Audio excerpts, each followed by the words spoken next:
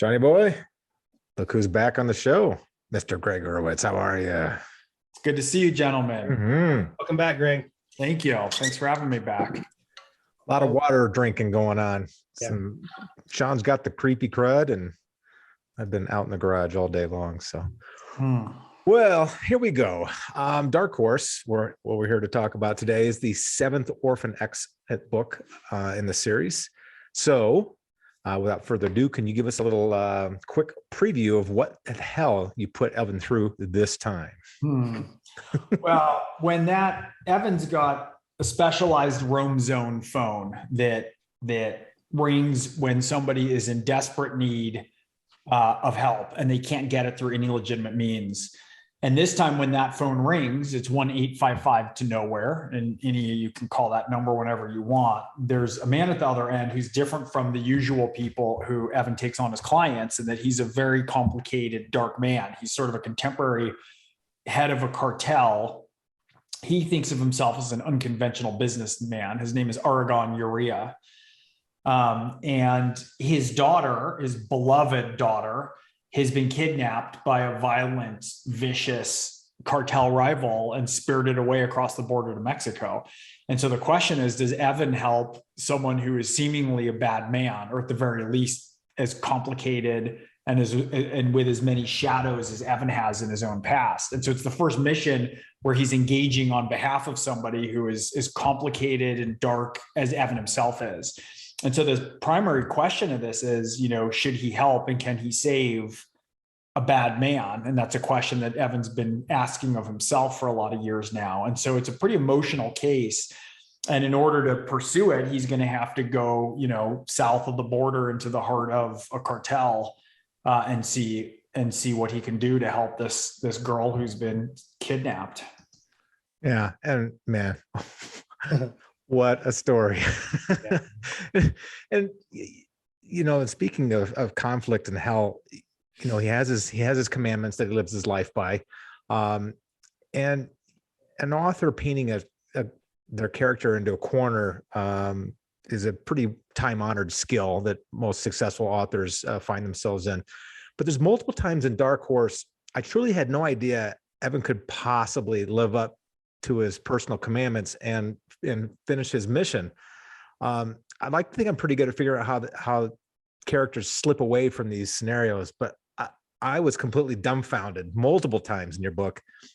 One particular scene involved a tree trimmer. I'm not going to spoil it for anybody, but there's no way that I predicted how you're going to write him out of that scenario. So do you pre-plan some or all or none of these actions, or do you just let the story kind of reveal the solution itself? I write myself into a corner and then figure out how the hell to get out, so I have, with the tree trimmer, I didn't know with that particular one, he's deep undercover in the cartel territory and a bunch of shit goes down that just puts him in a completely untenable position. Yeah. And it took a lot of doing for me to kind of figure that. But usually when I get there, I can find a way out.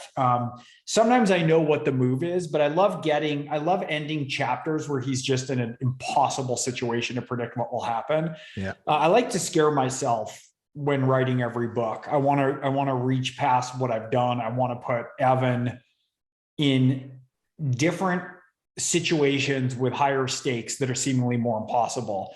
And when I do that, I'm stretching myself. And so there's always a point, if I'm doing my job well in the course of writing manuscript, that I think I'm not going to be able to pull it off. And Dark Horse was certainly that. There's a whole other host of complexities in that plot and ways that pieces fit together and themes that I was stitching through that, I wasn't sure that I could tie together and make compelling. And so I always want to have that feeling like I'm Wile E. Coyote off the cliff edge a little bit, trying to get some firm ground beneath me. Right. Because, I want the series to stay exciting, and the goal is to have every book be better than the one that came before, and it's if I'm not striving for that, I don't know why I could ask readers to pick up the next one and the next one and the next one. Right. Well, I echo everything Mike said, by the way. I seriously pride myself on knowing what's going to happen next. And I was off every single time. Yeah. But let's talk about Aragon Urrea. you create a character who defies thriller conventions and reader expectations, and who I struggle to define the more the story progressed. The more I learned about him, the more I found myself having a hard time classifying him. He didn't fit into any of the typical, the villain box, the anti-hero, or whatever term you throw out there. It wasn't quite enough for him. My feelings were as conflicted towards him as Evan's were as I read the book. Was that character your entry point into this story?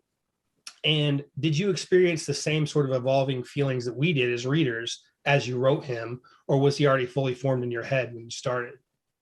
I had a pretty strong sense of him, and it was the point of entry. I always knew at some point I wanted that phone to ring. And when Evan answered it, it was a big question whether the person on the other end of the phone, was of sufficient sort of moral character and goodness for Evan to help, and then also who the hell's Evan to judge something like that? Right. Because at the end of the day for him, it comes down to individuals. It comes down to specific people. That's what he engages with. He doesn't engage with ideology or, abstract notions of good and bad. He deals with people who are suffering and who are in need of help.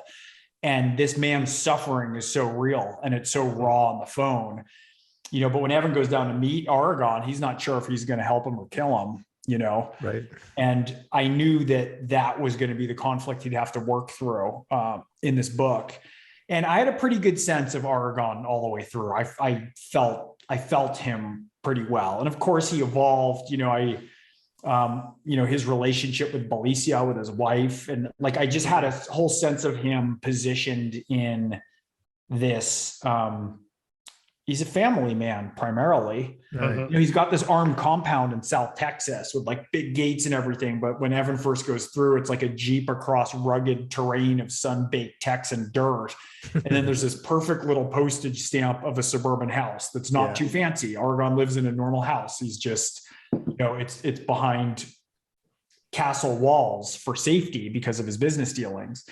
And even so, the outside world, based on doors that he himself opened up, forces its way into this sort of perfect contained life and takes his daughter from him.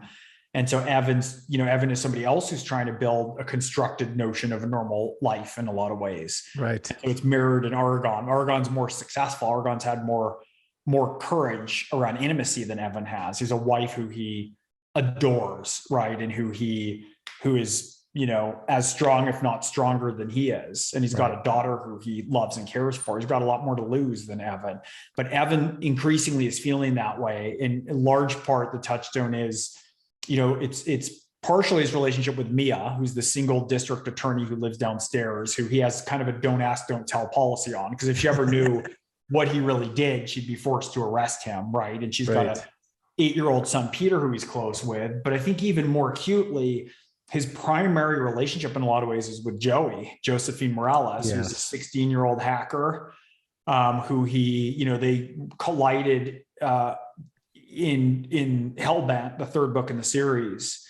And she belongs to him, kind of. She's like a daughter figure to him. And so as that keeps progressing in his emotional state, it changes also. I don't think he would have taken this mission with Aragon to help his daughter if this predated him meeting Josephine and having Joey in his life in a regular way. It opened him up to more of the complexities of the human, of who humans are, and the whole series goes back to that line. It's in every book where Jack told him when he was 12 years old, taken out of a foster home. And Jack said to him, the hard part won't be making you an assassin, right? The hard part's not turning you into a killer. The hard part is keeping you human. Yep. And the series is a story of him kind of becoming, right? Him breaking out of the commandments and his worldview and these strict roles and embracing more and more of the complexities of the world. It's moving out of black and white and into increasing shades of gray. And this book is the furthest that he can get into that. Yeah. I found that Aragon was almost a guiding light for Evan towards interpersonal relationships. And then Evan was kind of like leading him towards a better way of life and a more of a quote unquote normal existence and away from, and we won't spoil it, but away from his current enterprises and to something a little more legitimate. So they both seem to be leading each other in the directions that they both might want to go. Yeah, well, and you think about, like, in a weird way, it's a dance. It's a dangerous, lethal dance, as most things are in the world of Orphan X. But it's like, you're Orphan X. How do you make a friend? Like, what's your friend going to look like? It better be someone who's fucking menacing and powerful and capable. Jung said, to paraphrase, Carl Jung has a line where he says, the power in a human, the power in a man, I think he says, comes from his capacity to commit evil. It's not in the doing it, it's your ability to do it. And Evan's not going to have respect for somebody who hasn't swam in those dark waters the way that he has. He's just not. And Aragon is more senior than him. I think Aragon's wiser than him in a lot of ways. And he's also a different sort of figure than Jack Johns was to Evan. He's a different path, but Evan has a lot, I think, that Aragon needs to draw on and lean on. And so it's this very unlikely relationship of, they would be foes. Aragon would be somebody who Evan usually would kill, but they establish this sort of very weird friendship based on the parameters of their codes, because they each have a code. And the only person like that, and we didn't see them meet, is probably him and Tommy, right? Tommy Stojak's his armorer. Right. And, sniper gun expert, supplies him with, R&D, with ghost weapons. And he and Tommy are friends. Like, they figured out some time ago that there's an alignment of their moral compasses, but he also draws on Tommy a little bit more operationally, whereas with Aragon, they've been in it together with real life or death stuff together, or in and around the saving and protection of Aragon's daughter, if Evan can pull off the impossible and retrieve her from the clutches of this madman. Right. Well, let me build on that then. You have a truly evil antagonist. You've got a bad guy who seems to have his own story arc that you almost cheer for him, as time progresses throughout the read. And then you've got Evan, who's both, and we still kind of have to look at the yin and yang of his personality, and was he good or bad or both? Are there certain personal attributes for characters as a writer that you can leverage that maybe lends that sympathetic tone or that certain likability for maybe a bad man or a bad woman character who doesn't possess the pure evil intent? Yeah, I think at the beginning of my career, I wrote heroes and villains, my first book out. And then increasingly, I'm only interested in writing antagonists and protagonists. Yeah. And the whole key for me is, everybody, even you're talking about El Moreno, who is the kind of vicious cartel leader. Right. And even with El Moreno, I wanted him to have a perspective, right, of what he pulled himself out of and a legacy that he built. And his son, And his son, it's very similar too. And so for me, what's really important is it's no straw man. Everybody needs to have a perspective that some part of us understands and can agree with. Yeah. And that happens very quickly with Aragon, with Latia too, his aunt figure. Right. It kind of talks to Evan about, like, why are the cartels worse than big pharma? And she makes a real legitimate case about different types of business ventures and how some are protected with a shroud of legitimacy and others aren't. It's complicated when you move up, when you ascend the rungs to power. There's a ton of complexity. There's a ton of good things done for bad motives and bad things done for good motives. That's how power works. That's how the gears and machinations turn. It's part of why Evan concerns himself very much with sort of, street level missions where it's the good of one person he's trying to help. So a lot of it for me is when I'm working on a character, I want to make sure that they're coming with a viewpoint that is in a lot of ways defensible, no matter how loathsome we might find it. Because if it talks to a little voice in our head or in the reader's head, if we think, it's a pretty good argument, I hadn't thought about it that way, it's a good justification. Right. And it also makes Evan stronger, because if you can confront complexity, right, and manage to triumph over it, even if the triumph looks like 51% good against 49, that actually makes for a stronger hero. I'm using the term more archetypally now than somebody where, I used to think when I was a kid writing, like, make the bad guy as bad as possible and that makes your good guy better, but it doesn't, right? It's about the temptation and the confusion of the protagonist in getting muddled up with all these claims and confusing morality, and still figuring out how to navigate a way out through, complex, and in Evan's case, it's always lethal situations.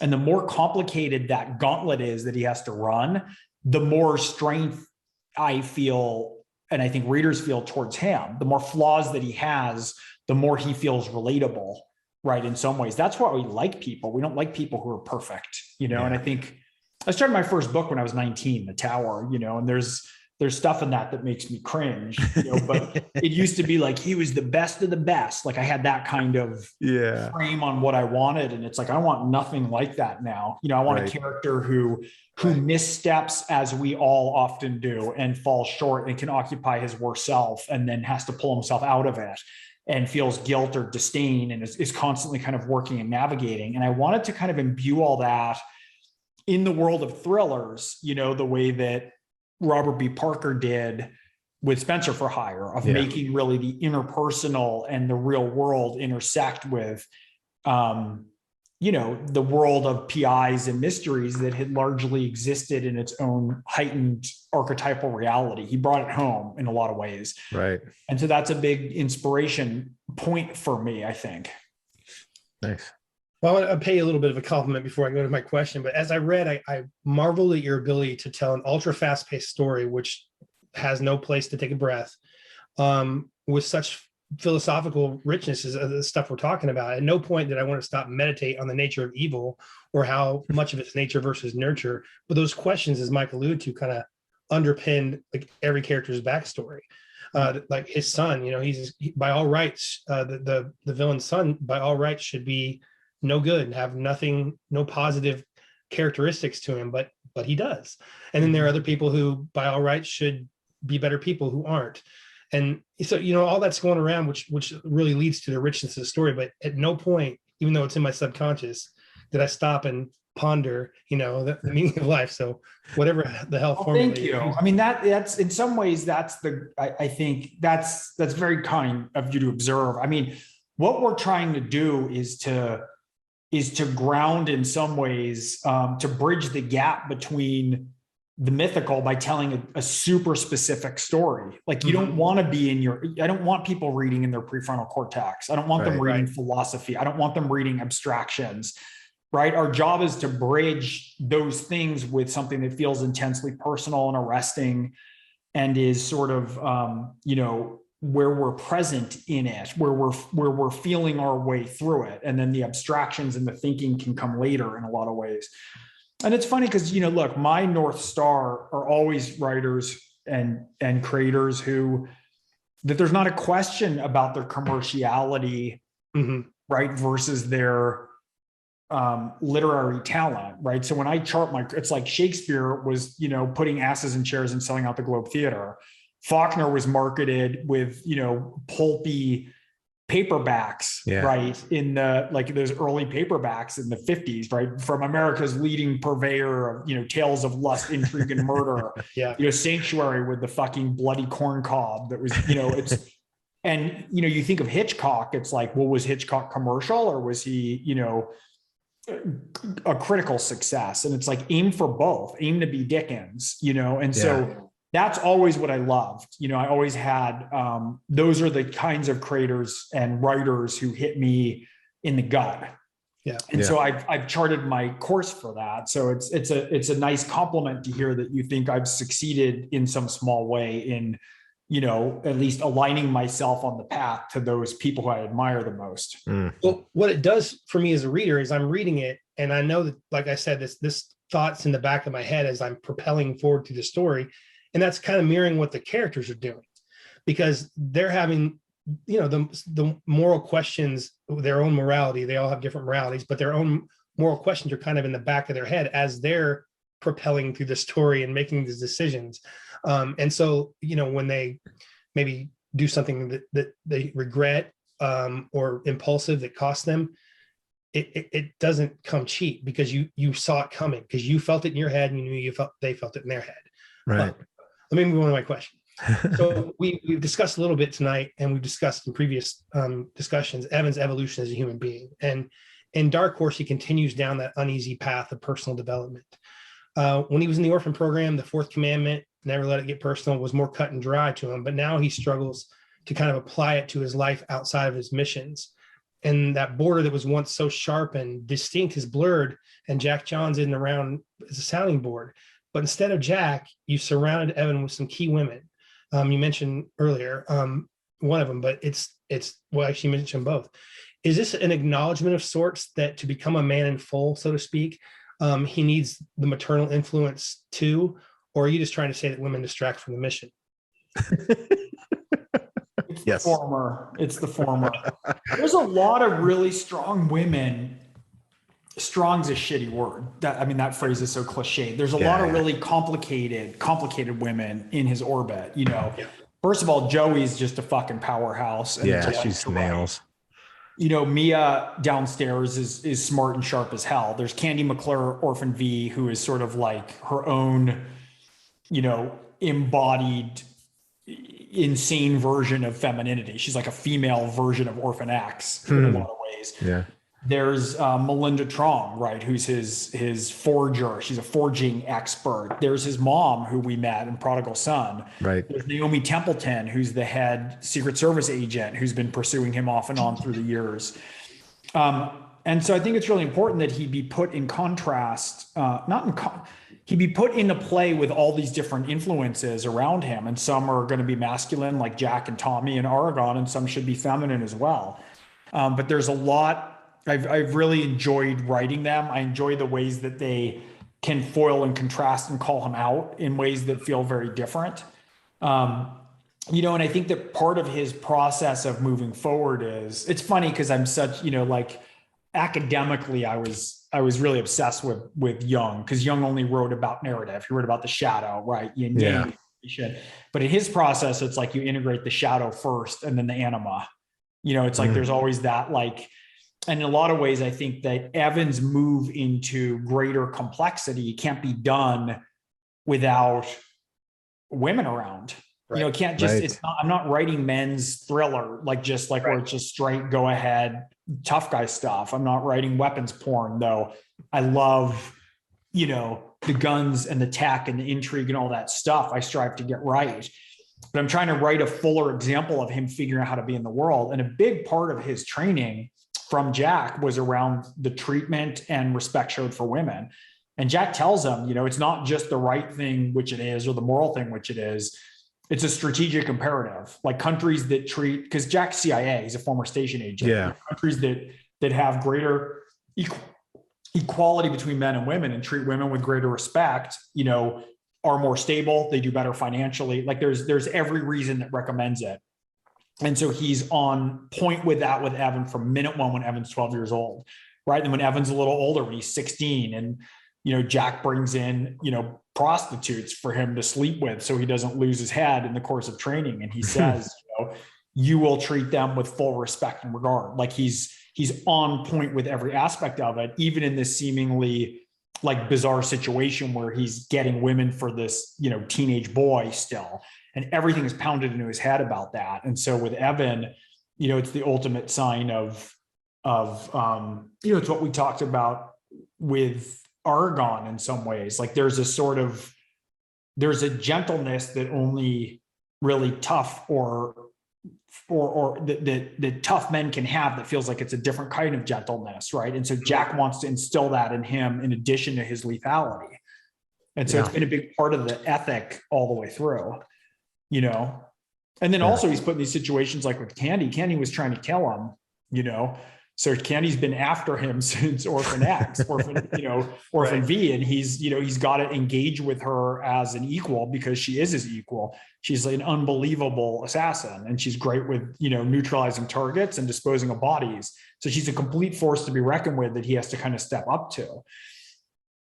Well, and what we've been talking about at length here is Evan is really going into new waters in terms of, relationships and things butting up against his commandments in terms of how he operates. So I started to wonder about halfway through the book, what kind of father would he be? you know, he's inexperienced with deep relationships, you know, both men and women, as well as, you know, child and parent, because he didn't really have those, you know, types of things in his life. I mean, maybe a little bit early on, but not quite the same as father-son type thing. But then on the other side, he's hyper aware of his shortcomings. So he might work harder at being a good father than maybe someone who isn't that situation. So do you have any opinion, or do you have anything maybe you wanted to share in terms of how you would see him ultimately in that role? Well, I think we get at least a glimpse of it. You know, Joey calls him her uncle person. Uncle person, yeah. Like they have this like super weird relationship that's avuncular. It's a bit paternal. He's intensely protective of her. Right. And so I think we get a hint of it, but like a lot of things, you know, one of the things I say about Evan is he never learned the strange language of intimacy, right? Like it's foreign to him. And so he's trying to learn it, but in a way that's interesting. Like as he learns it, given that he was trained in like, you know, discipline, ethics, paying attention, right? Tactics and strategy.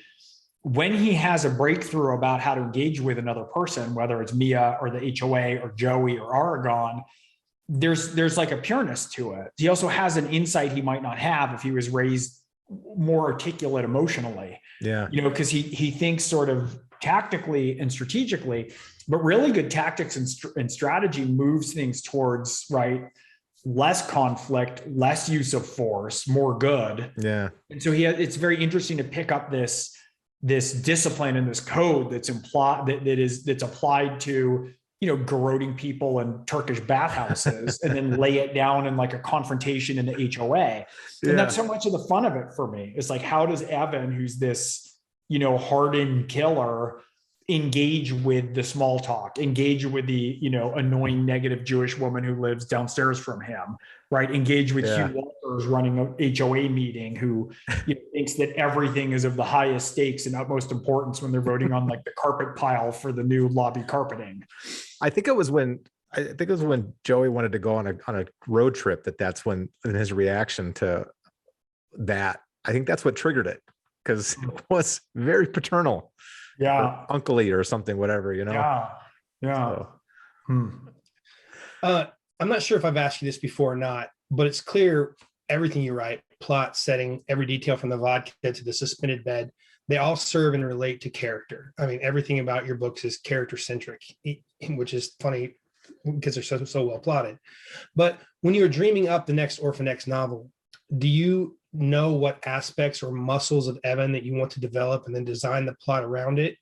Or do you come up with a plot idea and then go about using that to develop the character? It's so weird. It's a much less conscious process than I would think. Like a lot of times, you know, when I was thinking about his mom calling him at the start of Prodigal Son, the last book, the phone rings, he picks it up, and a woman says, "Evan, it's your mother." And he doesn't know if it's real or not.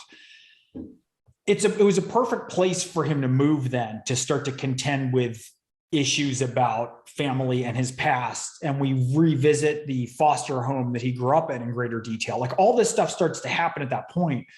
And it makes sense, like in hindsight, but when it happens, all that happens for me is I think of a scene, I think of a moment, I think of a plot, I think of an engagement, and then it sort of builds out and it winds up that it kind of makes sense. It's, you know, it's fortunate that the stories and the moments and the plots and the sort of the moral dilemmas that he finds himself in that are of interest to me that I push towards wind up having all this undiscovered richness that I can apply that further his story the way that they're supposed to. And it happens too often to just be a coincidence. So I think it's sort of like the unconscious story driving mechanism of like, where's my head? Like, what's going to happen next with Evan? You know, Evan's real to me in a lot of ways, as is Joey, as is Tommy. Like I think about them a lot.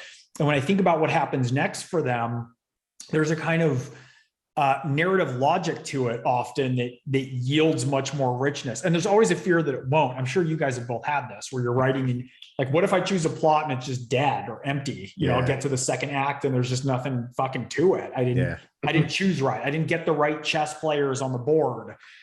And for some reason with Evan in particular, it seems to be that whatever formation of the story that I want to go, there's a lot of richness there waiting to be plumbed. So, well, you take a deep dive into the international drug trade as kind of the backdrop for this story.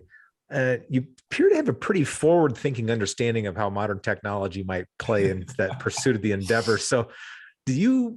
I don't know. Let's care to elaborate on how you obtained said knowledge of throughout the book there. A lot of reading, a lot of prying into different trends, a lot of subject matter experts who I bounce things off. So I tend to have an idea of like, well, what if there's a cartel? This is Aragon Urrea. He's cartel, but I didn't want him to be typical cartel. I mean, where we know what that looks like. I think we're familiar with it. And I thought, what is cartel 2.0? Right? What's Netflix to Blockbuster? Right.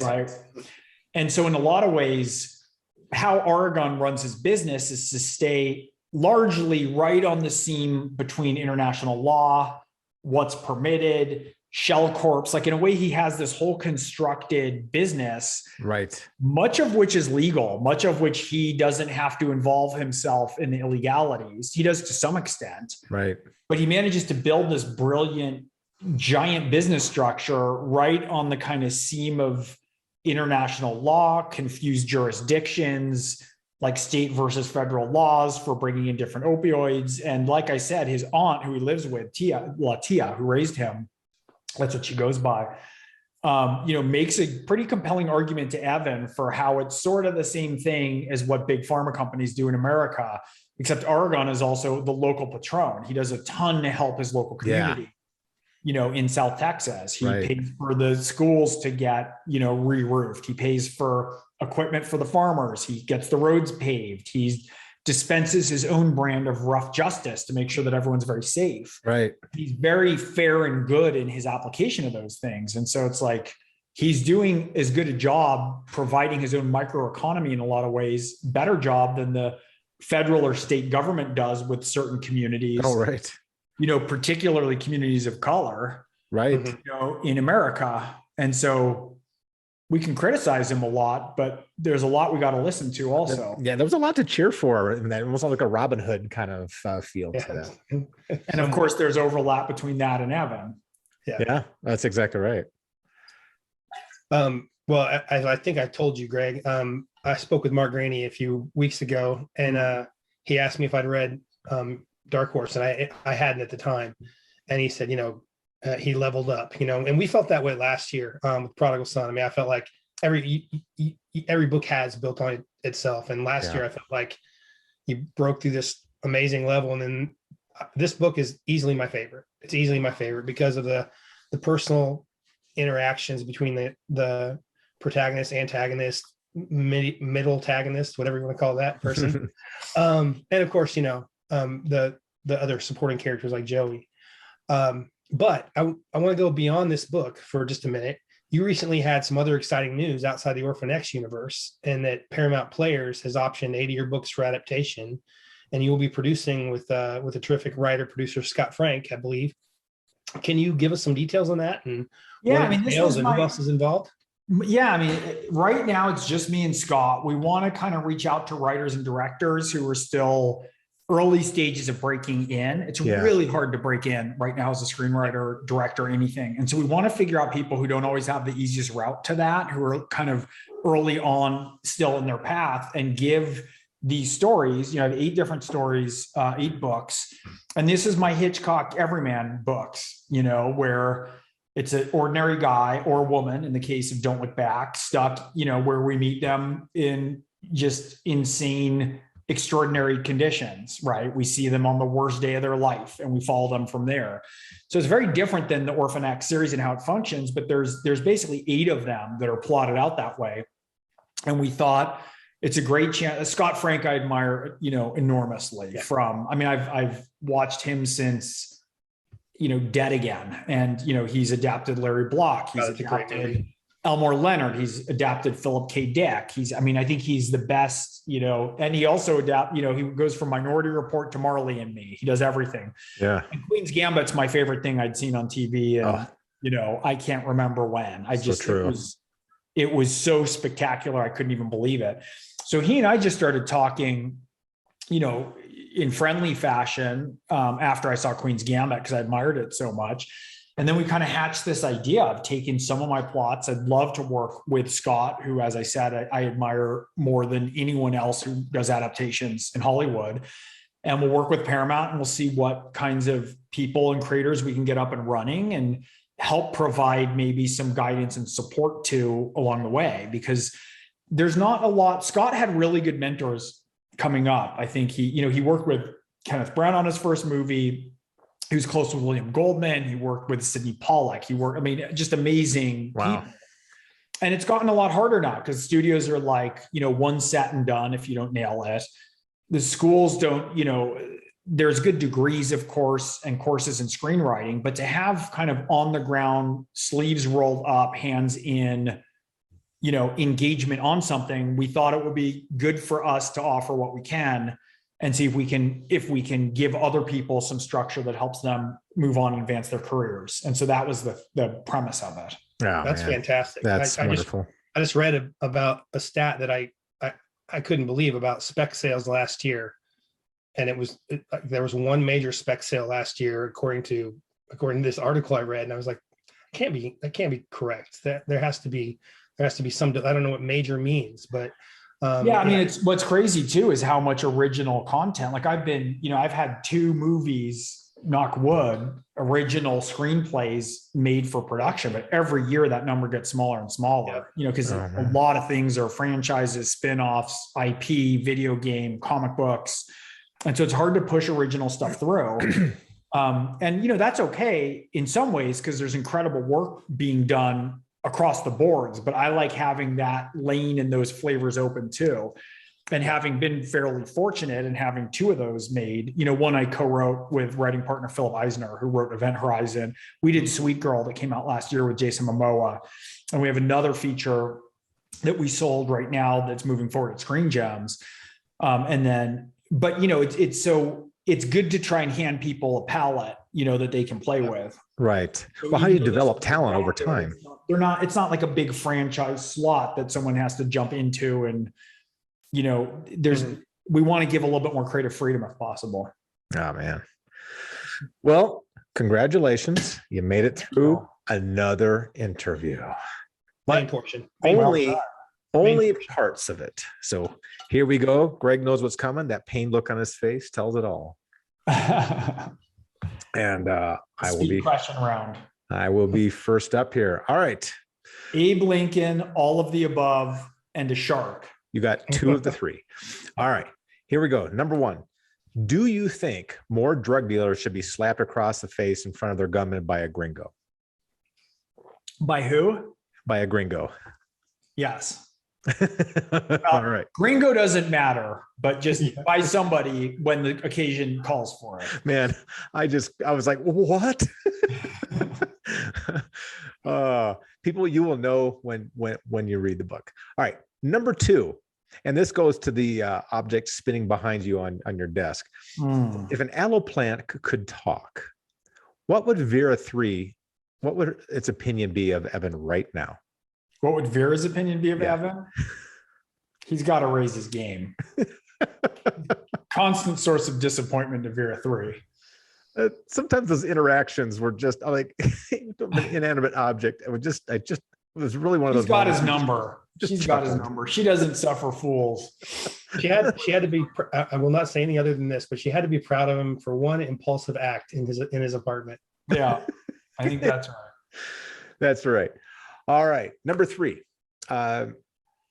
You write with a strong sense of what OCD is like for Evan. What would your wife say is your most OCD-like behavior? Oh, man. Clean surfaces. Oh, yeah? That comes from an honest place then. Got the white behind him. Mm-hmm. Gosh, this last couple of years must have been a blast for you. It was a blast for everyone around me too. Mine are a little bit more straightforward. I think, based on the preview alone, where do you think the Batman will rank in the various series? Dark Knight level, Adam West, Keaton and Nicholson, or George Clooney, You Ruined My Childhood? Where do I think the new one's going to rank? Yeah, based on the preview alone. Below Nolan, ahead of the others. Okay. Cool. Yeah, By the way, I have another OCD answer that's particularly relevant here, and that is my books. I have them organized by genre, author, and then year of publication. Well, you have to pick one of the three as the lead. Does that cause you distress? Well, no, because in the genre categories are separate, but then once I'm under fiction, they're alphabetized by author, but then within author, they are ordered by year of publication. Yeah, I try that, but I have 4 children who often mess that up. And so I try to hold back my need to redo the bookshelf every 2 weeks. Second question. You paid homage to Luis Alberto Urrea by naming a drug kingpin character after him. So what types of characters do you name people who you don't like? Well, it's hard because I kill a lot of people who I like. Yeah. Also, so it's varied. I had one. I did turn somebody in who I had some trouble with. I had a teacher at one point who was. I was not a big fan of for a variety of reasons, so I turned into a pedophile who was probably killed.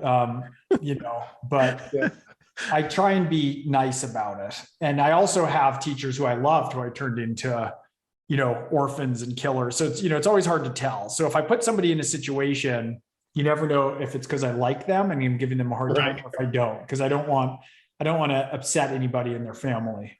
Well, if you really don't like somebody, I just expect them to be a congressman in their story. So, the more I like them, the odds are if I like you a lot, it'll be a gruesome death. Yeah, A spectacular way to go out. Okay, my last thing is more of a pitch. If I do all the legwork and I find the distiller, will you go halfsies with me on Smoak's X Factor vodka? Yes, I have some. It's funny. I have a barrel downstairs that's called Smokehouse Whiskey. Oh, To make my own whiskey. It's pretty cool. But yes, I would. Yeah, I'm still waiting. Of course, it'll be vodka. yeah. Oh, and by the way, that's funny. I was cracking up with the Bavad vodka because I ran out of that about a year ago, and I have to get it out of state. They don't sell it in Indiana, Yeah. so I have to have it shipped in. He's But, on. That's pretty good, actually. Pretty interesting. It's different. Well, Greg, last year we read so many books and we were like, what's the best of the best? And your name was right there at the top of our list. But I got a feeling this is going to be the number one thriller book of the year without question. This was so complex yet so propulsive and kind of pushed us through. And I really started kind of lamenting as I was watching the pages go by. I'm like, no, I'm getting towards the end. I kind of didn't want that. I felt like I could do it watch a 13 movie series on a binge weekend or something. This was phenomenal. And like Sean said, Thank you, Mike. I just don't see, we keep marveling how like you can't get better than this because this is the number one book. And then the next year you come out with another number one thriller. And so I hate you for all your skills and your spectacular writing, but I love it because it's like something for the rest of the writer world and us to kind of aspire to. So this was an unbelievable book, and I'll be pushing this as probably my number one favorite for the year already. Oh, thank you, Mike. Yeah. So far, easy. Yeah, great job, man. All right. Well, thanks for Best of spending luck. time with us We'll again get a lot this of it. year, and we can't wait to see what else comes out throughout the year as we wait for the next Orphan X book. Sounds good. Thank you for having me on. All right. Take care.